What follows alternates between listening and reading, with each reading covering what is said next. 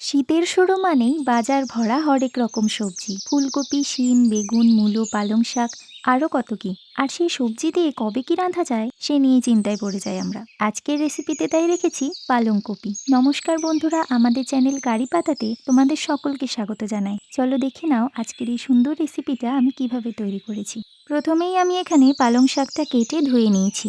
এখন কড়াইয়ে জল দিয়ে দিলাম। এবার আমি এখানে দিয়ে দিচ্ছি কেটে রাখা শাক, আর দিচ্ছি দুটো পেঁয়াজ, রসুন আর এক টুকরো আদা, আর সাথে দিয়ে দেবো একটা টমেটো।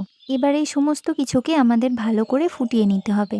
ভালো করে ফোটানো হয়ে গেলে আমরা এটাকে একটা বাটির মধ্যে ছেঁকে নেব।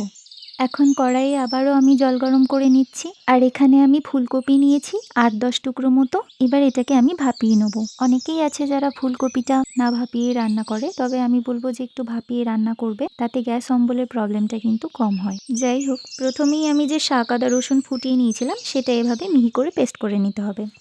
এখন আমি কড়াইয়ে দিয়ে দিচ্ছি সাদা তেল। তেল গরম হলে ফুলকপিগুলোকে লাল করে ভেজে নেব। তোমরা চাইলে এখানে সামান্য নুন দিয়ে কপিগুলোকে ভেজে নিতে পারো। ফুলকপিগুলো আমার ভালো করে ভাজা হয়ে গেছে।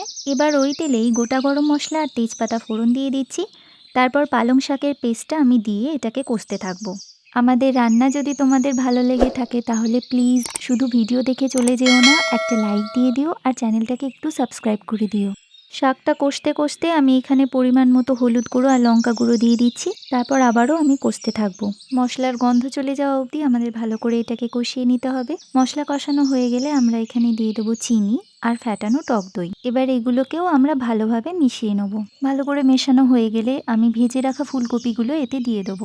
ভাজা ফুলকপি দিয়ে ভালো করে মশলার সঙ্গে মিশিয়ে নিতে হবে। তারপর পরিমাণ মতো গরম জল দিয়ে আমরা এটাকে কুক করে নেব। বাড়িতে বাচ্চারা শাক তো খেতে পছন্দ করেই না, এমনকি অনেক বড়রাও আছেন যারা শাক খেতে পছন্দ করেন না। কিন্তু এইভাবে যদি পালং কপি রান্না করা যায় তাহলে শাক আছে বলে বোঝাই যাবে না। যাই হোক, ফুলকপিটা সেদ্ধ হয়ে গেলে আমরা এতে গরম মশলা গুঁড়ো আর ধনেপাতা কুচি দিয়ে আবারও একটু ফুটিয়ে মাখা মাখা করে এটাকে নামিয়ে নেব। তৈরি আমাদের আজকের রেসিপি মন মাতানো পালং কপি। আজকের মতো এই পর্যন্তই।